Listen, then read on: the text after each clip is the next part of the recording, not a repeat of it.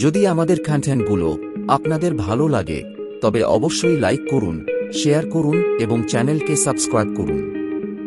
Subscribe করার পরে bell আইকনটি অবশ্যই দিয়ে রাখবেন যাতে আগামী সমস্ত ভিডিওর নোটিফিকেশন আপনাদের কাছে পৌঁছে যায়। নমস্কার, অ্যাক্রোপলিসের অষ্টম পর্বে আপনাদের সকলকে স্বাগত জানাই।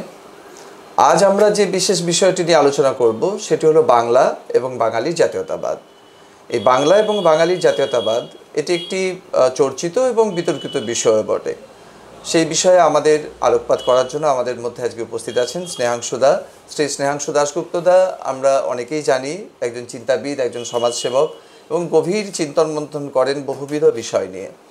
তো স্নেহাংশুদা, আজকে যে বাঙালি জাতির সত্তার সাথে সাথে যতগুলো দিক আছে, সত্তার একটা জাতি সত্তার, তার মধ্যে একটা গর্বের দিক হচ্ছে আমরা বাঙালিরা জাতীয়তাবাদী, এরকম একটা ভাবনা আমাদের মধ্যে আছে এবং অগ্নিযুগের বিপ্লব এখান থেকে শুরু হয়েছিল।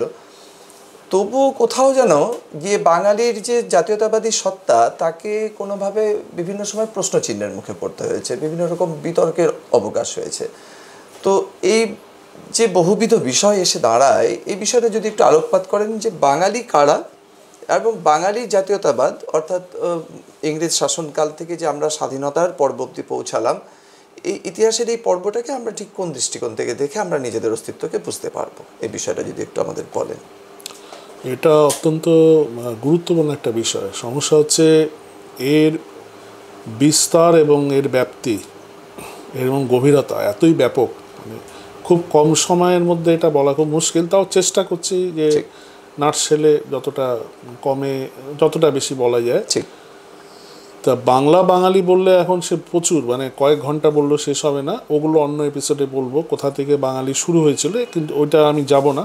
বরং আপনি যেটা বললেন যে বাঙালির জাতীয়তাবাদ, বাংলার যে একটা গর্ব ছিল তার সঙ্গে জাতীয়তাবাদী বলে আমাদের একটা গর্ব আছে। আমরা ভারতবর্ষকে প্রথম এই অন্তত রাজনৈতিক ক্ষেত্রে আমরা জাতীয়তাবাদের একটা পার্ট দিয়েছি আর কি, সে বঙ্কিমচন্দ্র থেকে শুরু করে।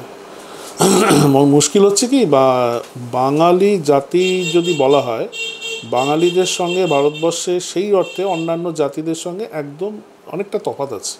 কারণ বাঙালি একটি মিশ্র জাতি, ভারতীয়রা সবাই মিশ্র। যার জন্য ভিনসেন্ট স্মিথ ঐতিহাসিক উনি বলেছিলেন যে ইন্ডিয়া ইজ অ্যান এথনোলজিক্যাল মিউজিয়াম। মানে নৃতত্ত্ব হিসাবে, নৃতত্ত্ব ভিত্তিতে যদি বিচার করা হয়, ভারতবর্ষে উত্তর পশ্চিম এবং মধ্যের কিছুটা অংশ যারা সবই হচ্ছে মানে রেসিয়ালি কক্সিয়ান বলা হয় তাদের, মানে ককেসাস পর্বত থেকে একটি জাতিগোষ্ঠী যারা সেই কোন প্রাচীন সে কয়েক কোটি বছর আগে তারা এখানে এসেছিল, তারা আস্তে আস্তে ডেভেলপ করে, তারা ভারতবর্ষ থেকেই হয়। মানে এটা একটা জিনিস, ভারতবর্ষ বলছে অ্যাকচুয়ালি মানব জাতি কারখানা। এখানে একসঙ্গে এক্সপেরিমেন্ট হয়েছে, যার জন্য এখানে গোত্র ব্যবস্থা গড়ে উঠেছিল। গোত্রতা কিছু এটা জেনেটিক একটা ইনপুট, এটা একটা রুট ম্যাপ। হ্যাঁ, তা এবং বলা হয় যে তার নাকি আবার টোটাল রিসার্চ হিমালয়েই হয়েছিল, হিমালয়ের বুকে, এই জন্য ল্যাবরেটরি, এবং হিমালয়কে ওই জন্য মস্তিষ্ক বলা হয় পৃথিবী। এবং দেখুন আজকে যে ওই রূপকুণ্ডে পাওয়া যাচ্ছে অনেক স্কেলিটন, তা এটার এখনও আসল কারণকে বলতে পারেনি, কিন্তু বলা যেতে পারে হয়তো এখানে কিছু একটা হতো। কারণ আমাদের ভিতর যে জাতির যে মিশ্রণ হয়েছে, এটা পৃথিবীর কোথাও হয়নি। মানে আপনার ভিতর কী কী ব্লাড আছে, কী কী আপনি নিজেই জানেন না। হয়তো আপনার মধ্যে মিশরীয় রক্ত আছে, আপনার ভিতর আরবীয় থাকতে পারে, আপনার ভিতর পার্সিয়ান থাকতে পারে, আপনার ভিতর মেসোপটেমিয়ান থাকতে পারে, আপনার ভিতর হয়তো বার্মার থাকতে পারে, মঙ্গোলিয়ান থাকতে পারে। মিক্সড হয়ে দেখা 7-8খানা ব্লাড নিয়ে আপনি হয়েছেন। তা এটা বাঙালি না, সেই অর্থে জাতিসত্তা বলতে মৌলিকত্ব সেই অর্থে নেই। কারণ বাঙালি জাতিটাই গড়ে উঠেছে অনেকগুলো জাতির সংমিশ্রণে, কিন্তু সবগুলো মিলে আবার নিজস্ব একটা বৈশিষ্ট্য গড়ে উঠেছিল। এটা একটা অদ্ভুত, যেটা ভারতবর্ষে কোথাও হয়নি। হ্যাঁ, যার জন্য সনাতনী সারা ভারত এবং বাংলাও, কিন্তু দেখা যাচ্ছে বাঙালি আচার বিচারের মধ্যে অন্যান্য ভারতবর্ষ, হ্যাঁ মিল তো থাকবেই যেহেতু টোটাল আমরা সনাতনী, কিন্তু অনেক ক্ষেত্রে ডিফারেন্ট আমরা বাঙালিরা।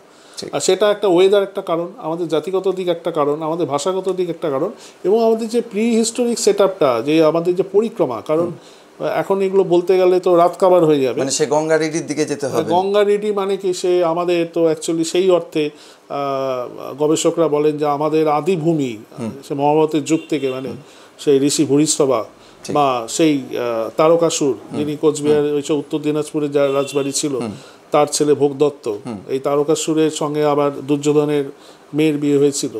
তা সেই তাদের নাকি আদি নিবাস ছিল অ্যাকচুয়ালি সিরিয়া, বর্তমানে সিরিয়া, তখন আসিরীয়। তা এই একটা বিশাল চ্যাপ্টার, তা ওইটা বলতে গেলে এখন অনেক কিছু বলতে হয়, ওই দিকটা যাচ্ছি না।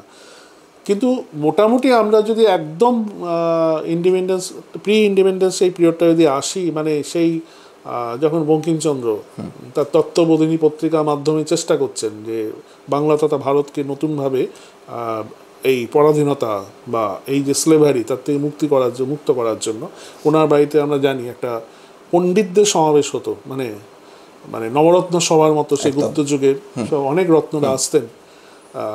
তো একটা মজার জিনিস, একটা উদাহরণ দিলে, মানে উনি কি করতেন ওনার সময়, ওনার যে নবরত্ন সভাটা, মানে যে তত্ত্ববোধিনী পত্রিকাকে ঘিরে যে একটা সোসাইটি গড়ে উঠেছিল, যার মধ্যে স্বয়ং বিদ্যাসাগর মহাশয় ছিলেন এবং কবি ঈশ্বরগুপ্ত ছিলেন, রায়গুণাকর ছিলেন, বহু বড় বড় সব লোকরা ছিলেন। সেই সময় ওনাদের সঙ্গে অন্যান্যদের চিন্তনের তফাৎটা, তখন তো মানে সবে মানে কোম্পানি পিরিয়ড গেছে, সিপাহী বিদ্রোহ হয়েছে, 1857 পর কুইন ভিক্টোরিয়া এসছে, ক্ষমতা নিয়েছেন। তা কুইন ভিক্টোরিয়া যখন ক্ষমতা নেন তখন তো কলকাতায় রাজধানী।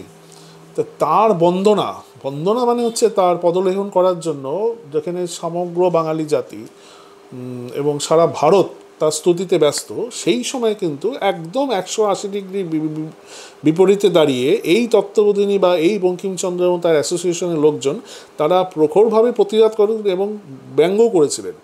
এবং একটা ঐতিহাসিক দৃষ্টান্ত শুরু বলা যায় যে বঙ্কিমচন্দ্রের খুব ক্লোজ, মানে বঙ্কিমচন্দ্র নিজে কিছু জায়গায় বলেছেন যে ওনার ফ্রেন্ড ফিলোসফার গাইড যদি কেউ থাকেন তিনি হচ্ছেন কবি ঈশ্বরগুপ্ত।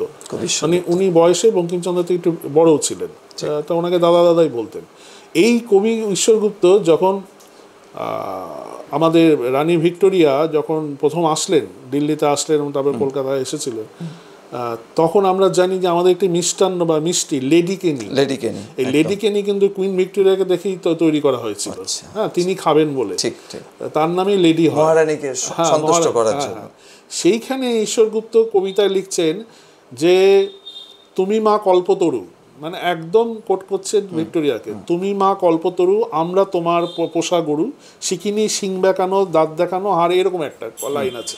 মানে উনি একদম তাকে টার্গেট করে ব্যঙ্গাত্মক একটা রেখে দিয়েছেন। মানে প্রথম কবিতা ভারতবর্ষে যে ডাইরেক্ট ব্রিটিশকে, তার ব্রিটিশ বললে ভুল হবে, তার রয়্যাল ইয়েকে ডাইরেক্ট টার্গেট করে তিনি চ্যালেঞ্জ করে কবিতা লিখে দিলেন, কল্পতরুও বলে দিলেন তোমাকে সন্তুষ্ট থাকলে চাইলেই পাবো। হ্যাঁ, তার মানে কি এই যে মানে ওদের কিভাবে উনি একদম মুখোশ করে দিলেন। এবং তারপরে তো বঙ্কিমচন্দ্র আনন্দ মঠ, মানে আমাদের জাতীয়তাবাদী যদি আন্দোলন গড়ে ওঠে, প্রতিবাদ বা প্রতিরোধ গড়ে ওঠে ব্রিটিশের বিরুদ্ধে, কিভাবে হবে তার তো একদম পুরো রূপরেখা বলতে গেলে আনন্দ মঠ দেখিয়ে দিয়েছে কি হওয়া উচিত। এবং বর্তমানে ভারতবর্ষ যে একটা জাতীয়তাবাদী উঠেছে সেই তো বঙ্কিমচন্দ্র আনন্দ। হ্যাঁ, তারপরে স্বামীজি আছেন, আরও অনেকজন আমাদের জাতীয়তাবাদী মানুষরা আছেন, তাদের প্রেরণা আছে, তাদের কাজ আছে, কিন্তু আলটিমেটলি শুরুটা কিন্তু ওখান থেকে হয়েছিল। এখন সমস্যা হচ্ছে যে আমাদের গর্ব, যেমন গৌরবের ইতিহাস আছে জাতীয়তাবাদে, তার সঙ্গে বঞ্চনাও আছে, দুঃখও আছে, বেদনাও আছে অনেক। নিশ্চয়। এখন বঞ্চনা, বেদনা, দুঃখ সেটার চ্যাপ্টারও বিশাল। এটা আপনি বই লিখছেন, এই নিয়ে আপনার অনেক গবেষণা আছে আমি জানি, এবং আপনি শুধু আপনার চাড্ডি বলে যে বইটা সেটা আপনি লিখেছেন, সেই বঞ্চনা, এবং সেটা একটা বঞ্চনার প্রকৃত দৃষ্টান্ত যে কী ধরনের বঞ্চনা বাঙালি, মানে বাঙালিকে একটা, মানে সত্যি কথা বলতে কি যে ভারতবর্ষে মূল স্রোত থেকে, মানে সেখান থেকে বার করে নেওয়া বা তার থেকে সেপারেট করে দিয়ে অদ্ভুতভাবে আমরা একটা আলাদা জাতি, এটা প্রমাণ করার জন্য এক শ্রেণীর লোক বা এক শ্রেণীর মানুষ তারা উঠে পড়ে লেগেছে। হয়তো তার পিছনে কিছু সংগঠন আছে এবং কিছু অশুভ শক্তিও আছে। এইটা হচ্ছে মূল আপনার প্রতিবাদ্য, আমি যেটুকু আমি জানি। তা ঘটনাটা তো এই নিয়ে অস্বীকার করার কোনো রাস্তা নেই। এখন সমস্যা হচ্ছে যে বাংলা বাঙালি যদি বলা হয়, এখন এই কিছুদিন আগে একটা ন্যারেটিভ তৈরি হয়েছিল যে বাঙালি কারা, এটা নিয়ে অনেক হই হয়েছিল, এখনও হয় দেখবেন।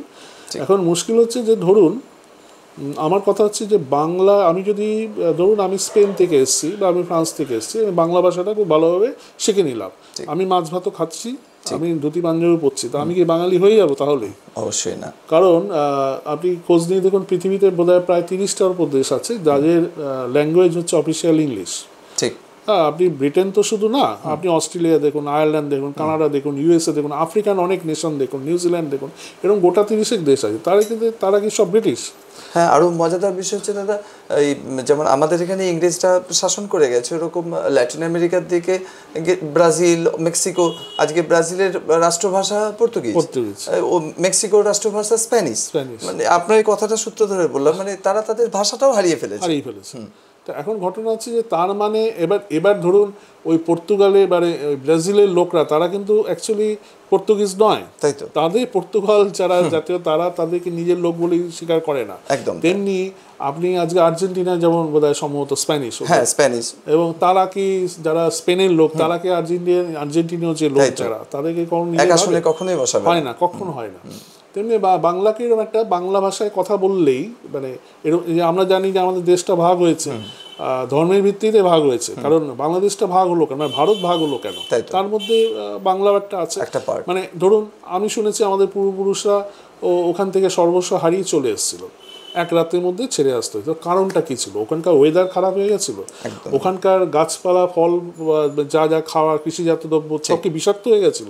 কি হয়েছিল? কারণটা কি? কারণ একটাই, যে ওখানে একটা ডিসিশন নেওয়া হয়েছিল একদম রাষ্ট্রীয়ভাবে যে ওই ল্যান্ডটা মুসলমান প্রধান যারা তারা এটা বাস করবে, যারা অমুসলমান তাদের বাস করার অধিকার নেই। তার মানে ধর্মের ভিত্তিতে হয়েছিল, এটা তো অস্বীকার করার কোনো রাস্তা নেই। এবার এটা কে করেছিল, কিভাবে হয়েছিল সেটা পরে কথা আছে, কিন্তু এটা আপনি কখনো অস্বীকার করতে পারেন না যে ওটা ধর্মের ভিত্তিতে ভাগ হয়েছিল। তাহলে এই ক্ষেত্রেই যদি এখন আমরা প্রশ্ন করি যে তাহলে ঘোমটার নিচে খ্যামটা কেন? ঠিক, তো সত্যি কথাটা কেন সোজাভাবে বলবো না? ঠিক, ওরা তো সেটা বলছে না। আজ বাংলাদেশের দেখুন সংবিধানে ওরা কিন্তু ইসলামিক স্টেট ওঠায়নি। ঠিক, ওরা যতই বলুক আমরা মুজিবরের দেশ, বঙ্গবন্ধুর দেশ, সবাই থাকছে, কিন্তু ওরা সাংবিধানিকভাবে ওই ফ্রেজটা কিন্তু রয়ে গেছে ওদের।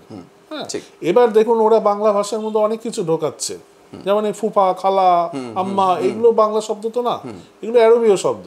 এখন এগুলোকে জোর করে যদি আমি এখন হাজজারু বানাই সুকুমার রায়ের মতো বা গজকচ্ছপ বানাই, তাহলে তো হবে না। বাংলার নিজস্ব একটা ঐতিহ্য আছে। অবশ্যই এবার ঐতিহ্যের দাদা যে ইতিহাসটা আপনি খুব একটা ইম্পর্টেন্ট ফেজে ছিলেন, এবং তারপরে যে বুঝতেই পারছি এই বিষয়টা এতটাই গভীর যে বলতে বলতে তো কয়েক ঘন্টা পার হয়ে যাবে, এবং আপনার কাছে জ্ঞানের ভাণ্ডারও আছে এই বিষয়টাতে।